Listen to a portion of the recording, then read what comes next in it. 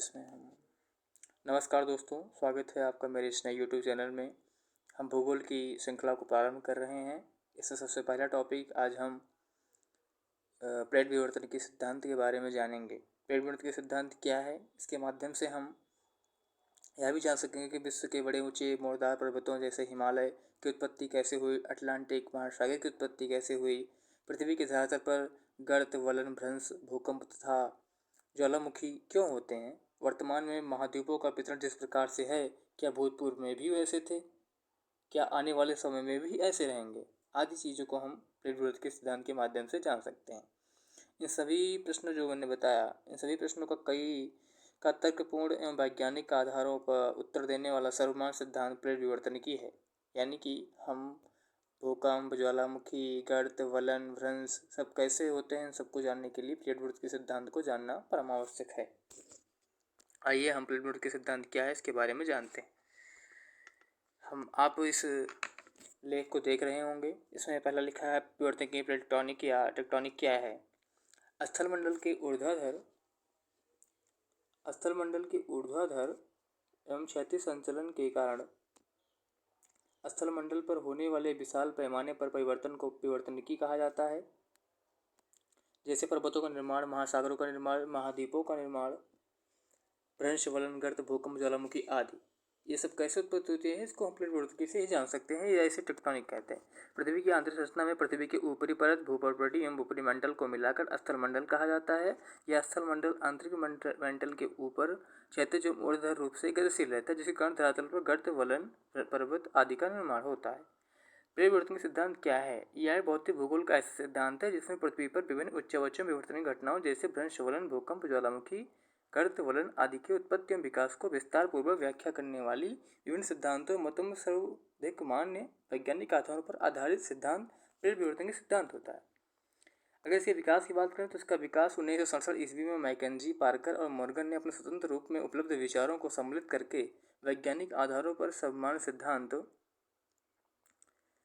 प्रस्तुत किया, जिसे प्लेट विवर्तन की सिद्धांत कहा गया है। प्लेट शब्द का प्रथम बार प्रयोग कनाडा के भूवैज्ञानिक टूजे विल्सन के द्वारा किया गया, जबकि प्लेट विवर्तन के शब्द का सर्वप्रथम प्रयोग मॉर्गन द्वारा किया गया। इसमें महत्वपूर्ण बात जानने के लिए परीक्षा की दृष्टि से ये इंपॉर्टेंट है कि प्लेट शब्द का प्रयोग सर्वप्रथम कौन किया, तो वो टूजे विल्सन जी थे।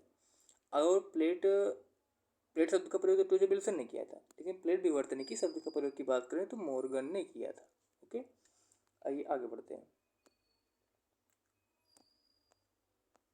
आगे लिखा है, यह सिद्धांत पृथ्वी के धरातल पर विभिन्न उच्चवचों, पर्वत, पठार, मैदान, महासागरीय तल का विस्तार, वलन, भ्रंश, भूकंप, ज्वालामुखी आदि की उत्पत्ति, विकास, वितरण आदि का तर्क संगत एवं विस्तारपूर्वक व्याख्या करा, जो कि मैंने आपको पहले बता दिया है।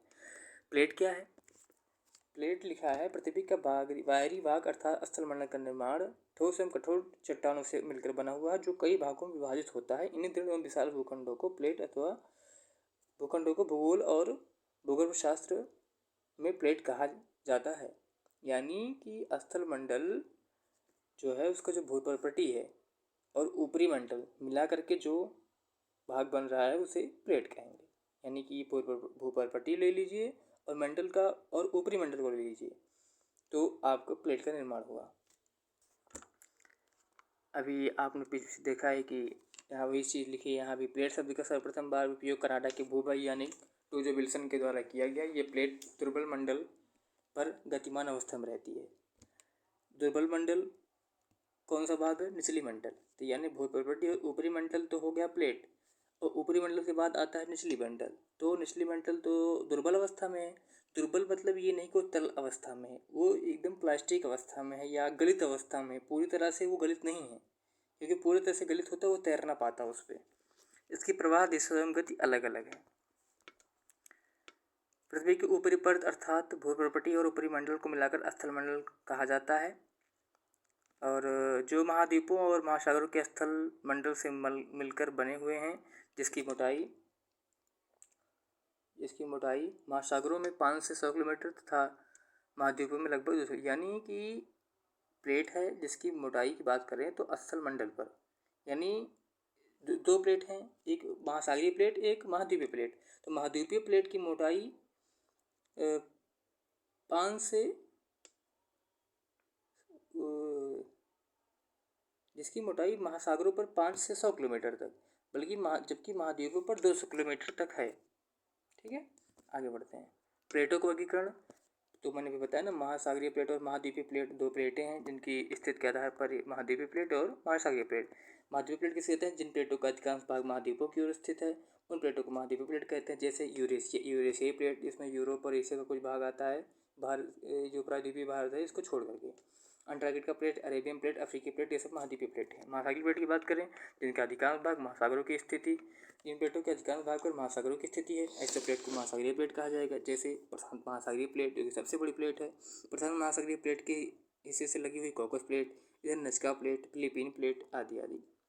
आकार के आधार पर भी प्लेटों को दो भागों में विभाजित किया गया है। ये देखिए, आकार के आधार पर भी प्लेटों को दो भागों में विभाजित किया गया है, प्रमुख या बड़े प्लेट और दूसरे होते हैं छोटे प्लेट। अभी हम आपको मैप के माध्यम से समझाएंगे।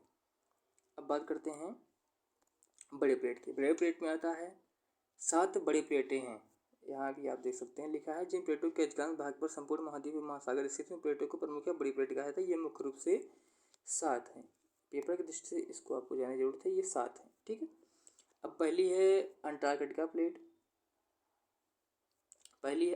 प्लेट, दूसरी है इंडो ऑस्ट्रेलियन प्लेट, तीसरी अफ्रीकी प्लेट, चौथी यूरेशियाई प्लेट और पांचवी है उत्तर अमेरिका, छठवीं दक्षिण अमेरिका प्लेट, सातवीं है प्रशांत महासागरीय प्लेट। हम आपको लेख को पढ़ने के बजाय हम आपको इस मैप पे अच्छे से बता सकेंगे। पहली प्लेट की मैंने बात की थी इसकी, वो है यूरेशियाई प्लेट। आप यूरेशियाई प्लेट की स्थिति को अच्छे से देख सकते हैं कि यूरेशियाई प्लेट की स्थिति कहाँ तक है। आप इस भाग को जो देख रहे हैं ये यूरेशियाई प्लेट है, ठीक है ना। इस जो रेखा के जो मध्य भाग है यूरेशियाई प्लेट है। अगली प्लेट कौन सी है? African plate. इसमें अफ्रीका कॉन्टिनेंट का हिस्सा और इसके महासागर का कुछ हिस्सा आता है, ठीक है। और तीसरी प्लेट की बात करें तो ये ऑस्ट्रेलियन प्लेट, चौथी प्लेट की बात करें तो ये इंडियन प्लेट, पांचवी प्लेट हो गई आपकी अरेबियन प्लेट और छठवीं प्लेट हो गई आपकी नॉर्थ अमेरिकन प्लेट, सातवीं हो गई साउथ अमेरिकन प्लेट, ठीक है ना। बड़ी प्लेटों के हिसाब से अगर बात करें तो यही हैं यूरेशियाई plate, Australian plate, African plate, South American plate और नॉर्थ अमेरिकन प्लेट। आइए आगे बढ़ते हैं।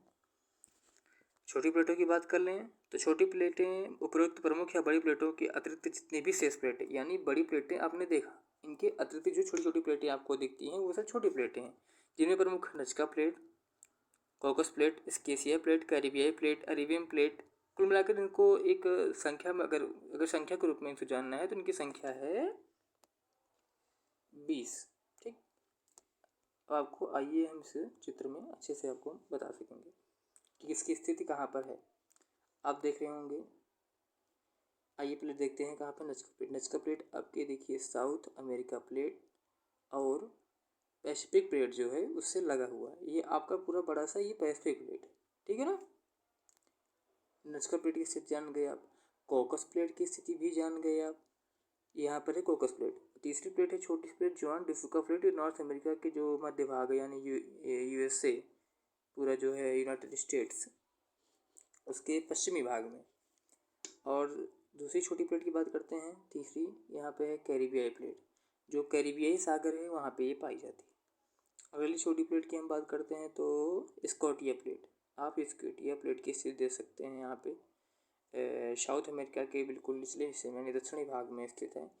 अगली प्लेट की हम बात करें तो ये फिलीपाइन प्लेट, ठीक है। जॉन डिफुका प्लेट हो गया, नजका प्लेट हो, आदि आदि प्लेटें। आप टोटली 20 छोटी छोटी प्लेटें अगर माना जाए तो है। ये आगे बढ़ते हैं। प्लेट की सीमाएं।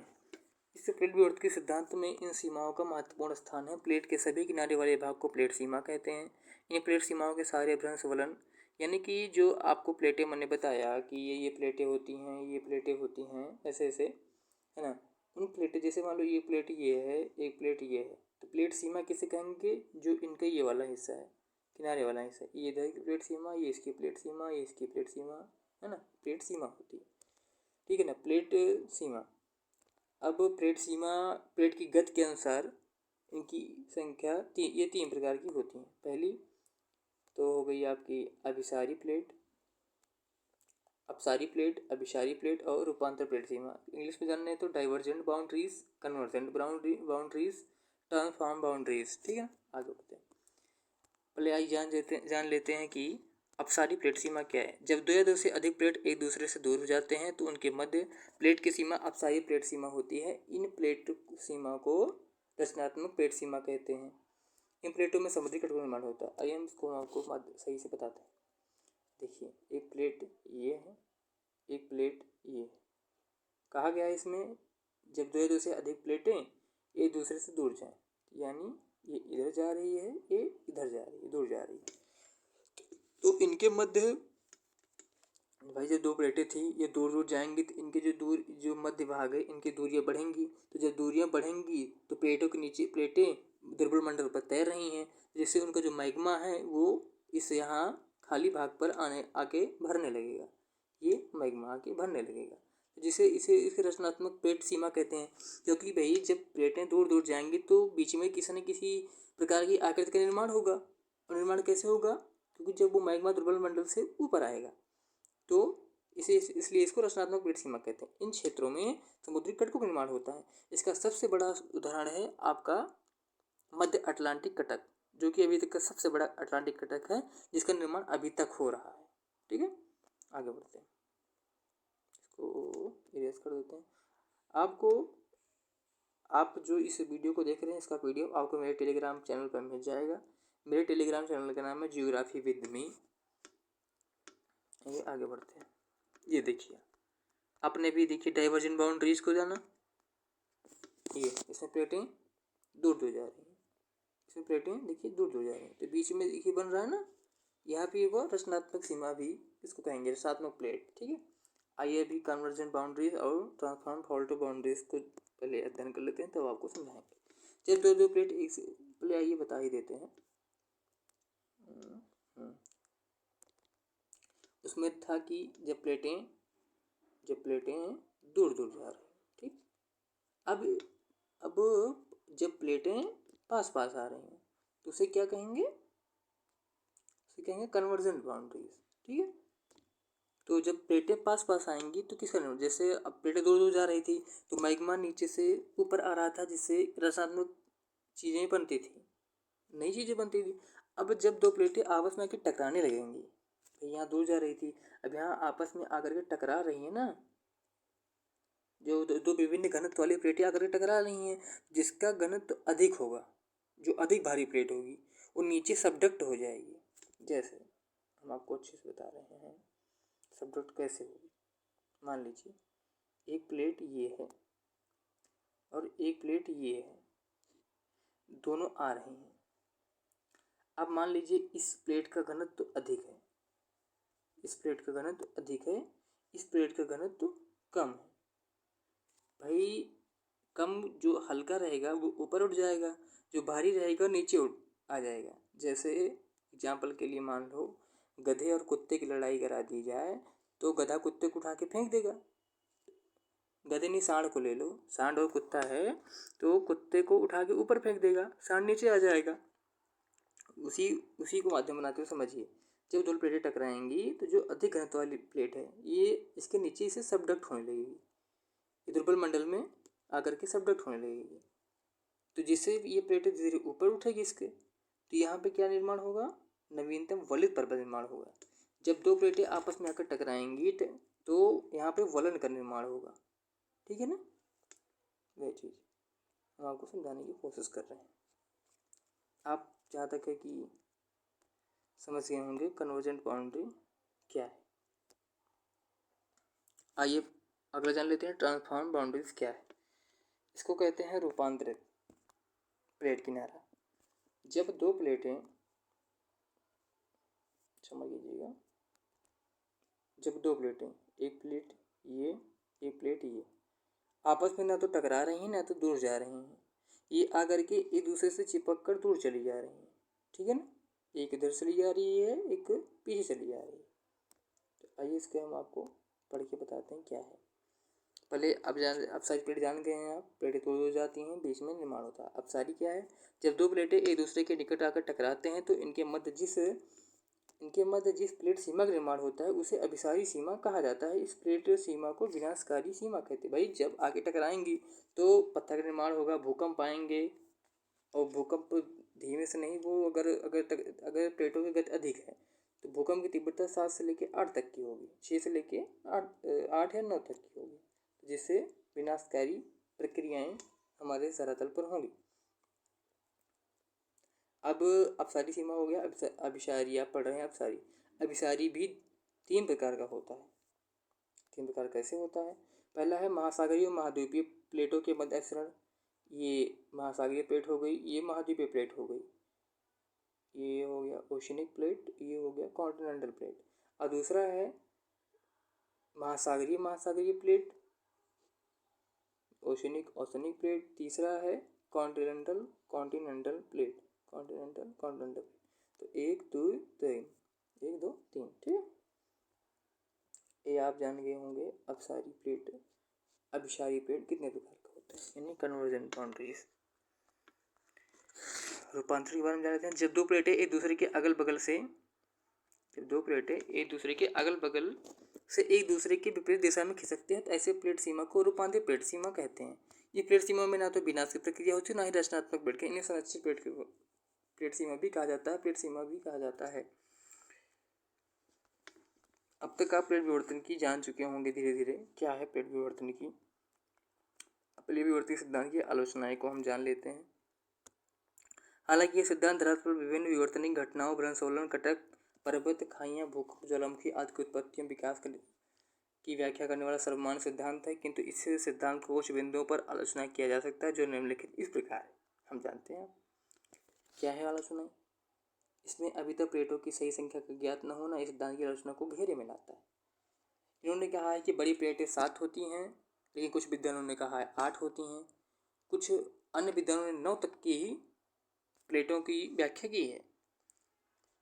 और इन्होंने छोटी प्लेटों को भी बारे में बताया जिनकी संख्या इन्होंने निर्धारित नहीं की, लेकिन वर्तमान में उसकी संख्या को 20 मान करके ही अध्ययन किया जाता है। अब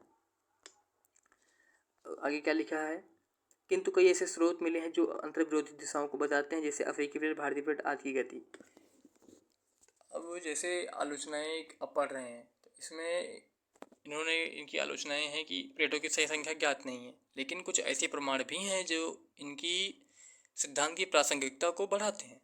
जैसे भारतीय प्लेट को हम ले लेते हैं तो ये प्लेट पहले कहा क्या जाता है इसी सिद्धांत के अनुसार ये प्लेट पहले अफ्रीका के प्लेट से जाकर के जुड़ी थी, लेकिन कालांतर में यह धीरे धीरे इसका गुरुत्वाकर्षण, यूरेशिया प्लेट की गुरुत्वाकर्षण के कारण यह प्लेट जाकर के यूरेशिया प्लेट से लग गई।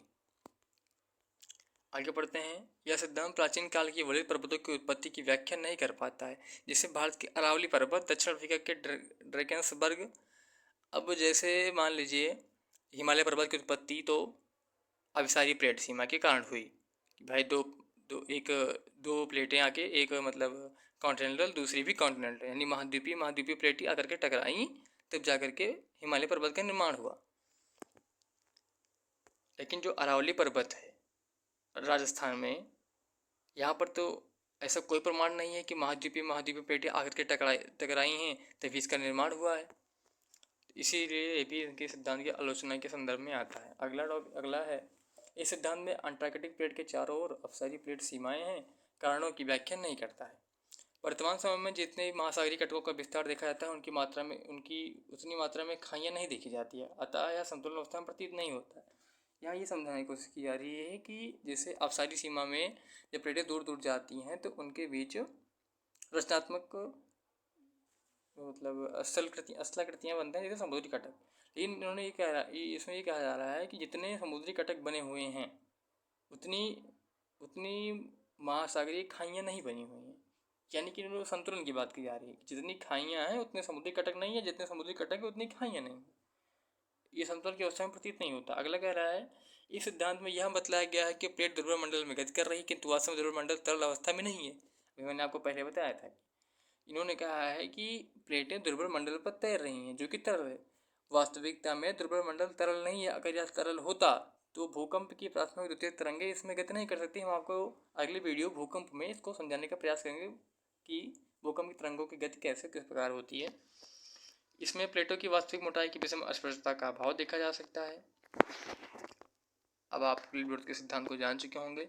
उपरोक्त आलोचनाओं के बावजूद प्रेल विवर्तन के सिद्धांत वर्तमान समय में सबसे मान्य और गत्यात्मक सिद्धांत है, जो भूकंप शास्त्र और भूगोल की अधिकतर विवर्तन की जटिलताओं को तर्कपूर्ण एवं संतोषजनक विश्लेषण प्रस्तुत करता है।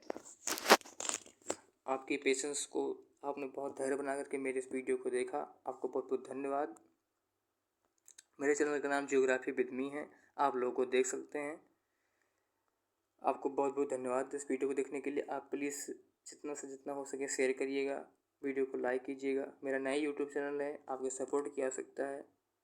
आप सभी को नमस्कार, धन्यवाद।